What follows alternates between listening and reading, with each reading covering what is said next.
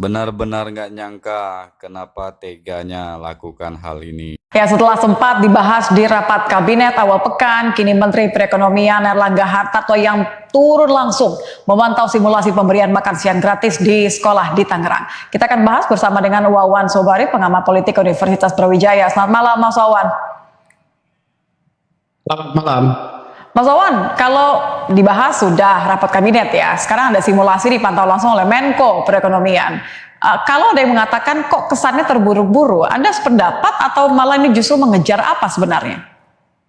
Ya, kalau saya sih sepakat bahwa memang ini nampak terburu-buru gitu ya. Kenapa? Karena memang sebenarnya proses penganggaran ini kan waktunya juga dalam tanda petik kan memang harus istilahnya kalau dalam proses perencanaan itu kan jelas gitu kan bahwa kita punya sistem perencanaan pembangunan nasional gitu kan, bahwa setiap program itu sudah terencana mulai dari yang rencana tahunan sampai kemudian rencana menengah 5 tahunan sampai 25 tahun. Nah, sebenarnya direncanakan sekarang, apa maksud saya itu direncanakan sekarang ini programnya punya siapa gitu kan, sementara pemerintahan saat ini kan masih pemerintahannya Pak Jokowi, bukan pemerintahannya Pak Prabowo begitu. Jadi itu yang kemudian mengundang tanda tanya gitu. Jangan-jangan sudah direncanakan jauh dari sebelumnya?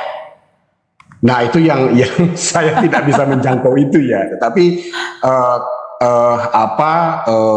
ya apalagi kalau bicara tentang bahwa penetapan belum, meskipun berbagai lembaga survei sudah menetapkan quick count 100%. Tapi tetap saja KPU belum ada hasil resmi.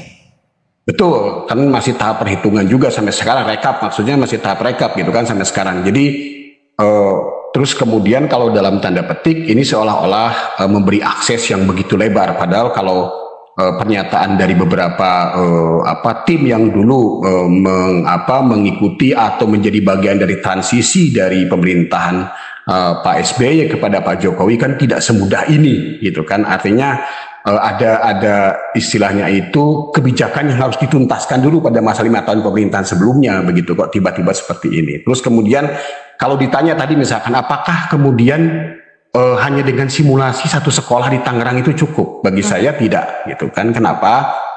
Kita bisa lihat bahwa ada beberapa negara yang menerapkan ini dan ini bukan kebijakan baru gitu kan. Jadi kalau menurut beberapa literatur ya, kebijakan ini pertama kali justru bukan dari pemerintah tapi dari LSM di Amerika ya pada akhir abad ke-19. Sebenarnya pertama kali dilakukan itu gitu ya. Jadi kemudian ditiru dan sebagainya, dan Indonesia sebenarnya perlu belajar ke pengalaman negara-negara ini. Jangan kemudian hanya dalam waktu sekian bulan maksud saya hanya sekedar mengambil sampel satu sekolah gitu ya. Kenapa?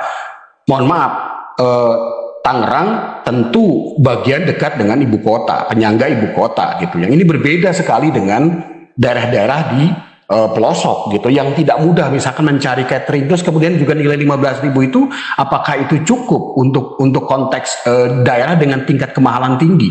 Bisa jadi di Papua saya cek misalkan harga ketoprak saja di Jayapura 30.000 gitu kan, sementara 15.000 ini jelas nggak cukup untuk konteks di Papua gitu ya. Oke. Sebelum kita lebih jauh lagi membahas soal detail sudah tepatkah program ini, bagaimana pengawasannya, saya ingin kita bersama mendengarkan sebenarnya Presiden Jokowi sendiri sempat membantah ya kalau program makan siang gratis ini bukan gara-gara programnya Prabowo kemudian dibahas di rapat kabinet. Kita akan dengarkan terlebih dahulu.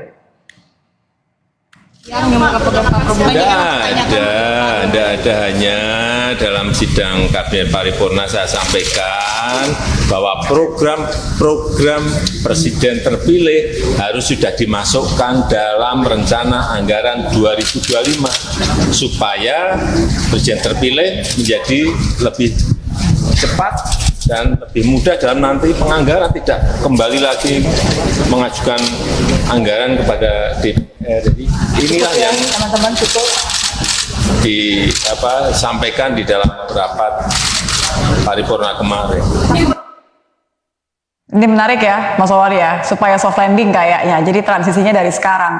Anda melihat bahwa ini aturannya kemudian dikhawatirkan ada pelanggaran aturan atau bicara mengenai etika saja sebenarnya yang mengkhawatirkan? Ya, kalau dari sisi proses penganggaran memang sebagaimana sering kita lihat bahwa Presiden akan menyampaikan nota RAPBN setiap tanggal 16 Agustus setiap tahun untuk anggaran tahun berikutnya gitu kan. Dan kalau sekarang memang ya cuman persoalannya adalah tadi saya katakan tadi bahwa kita selalu berpandangan bahwa yang namanya penetapan hasil pemilu itu harus selalu de jure. Nah, de jure dia berdasarkan pada fakta hukum dan sebagainya gitu kan. Tapi faktanya ini kan de jure belum gitu ya. Tapi kemudian sudah menjadi bagian dari ini. Nah, seolah-olah ini adalah ada sedikit tadi yang saya katakan tadi ada benturan kepentingan sebenarnya dalam konteks kebijakan ini begitu. Kenapa? Karena kita tidak sulit memisahkan antara Pak Presiden dengan pasangan terpilih gitu kan, karena ada kedekatan keluarga di situ. Itu yang susah kemudian kita hindari dan publik paham dengan itu gitu. Nah, terus kemudian yang heran tadi ketika dikatakan bahwa ini bukan maksudnya dibicarakan tidak seperti seolah-olah tidak formal, tapi kan sebenarnya kenapa kok kemudian begitu disampaikan kemarin hari ini sudah langsung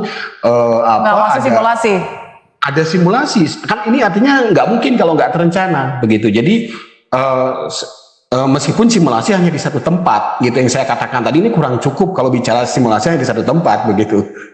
Oke, tidak hanya kekhawatiran bahwa tidak cukup simulasi hanya sekali, tapi juga anggaran yang tersedot sedemikian rupa. Apakah kemudian Anda melihat ini langkah yang tepat, baik secara nanti kepemimpinan baru, pemerintahan baru, tapi juga langkah politis yang tepat menurut Anda, jika hal ini akan tetap dilakukan oleh Presiden Joko Widodo? Ya, tadi saya katakan bahwa angka 450 triliun atau total nanti sekitar 800 triliun selama 5 tahun itu kan bukan angka yang sedikit gitu kan. Akan tentu kalau dari sisi anggaran akan ada yang dalam tanda petik gitu kan dikorbankan gitu ya. Untuk apa? Untuk menutupi program populis ini gitu ya. Nah, jadi saya pikir kita harus melihat bahwa jangan sampai kemudian yang sebenarnya program-program lain pun atau pos-pos anggaran lain pun yang punya daya ungkit tinggi terhadap kehidupan dalam tanda petik tadi adalah kewajiban negara untuk menjamin kehidupan yang layak dari warga negara itu kemudian menjadi terkurangi gitu kan, karena kebijakan makan siang gratis ini begitu. Jadi saya pikir jangan sampai kemudian nanti anggaran ini yang tadinya untuk alokasi yang betul-betul dibutuhkan, misalkan seperti mohon maaf ya, subsidi BBM misalkan, padahal itu kan dipakai bukan hanya untuk konteks yang tidak produktif, tapi juga dipakai untuk yang produktif, misalkan untuk mengangkut barang dan jasa. Kita lihat sekarang pertumbuhan tinggi dari bisnis e-commerce yang tentu kan nggak mungkin barangnya kalau tidak dikirim dan membutuhkan bahan bakar gitu. Nah, ini yang menurut saya juga. Jadi kita mengkhawatirkan prioritasnya Presiden begitu ya? Betul. Nah, yang lain juga adalah selain persoalan prioritas itu tadi perlu dipikirkan kendala teknis yang mungkin akan sangat beragam begitu ya terjadi di seluruh Indonesia, dan menurut saya kita harus berkaca dari pengalaman dulu, mohon maaf ya, kebijakan tol laut gitu kan, itu hanya bertahan berapa lama gitu. Ya, artinya jangan sampai kemudian menjadi sia-sia hanya demi pemenuhan janji semata gitu ya. Terima kasih.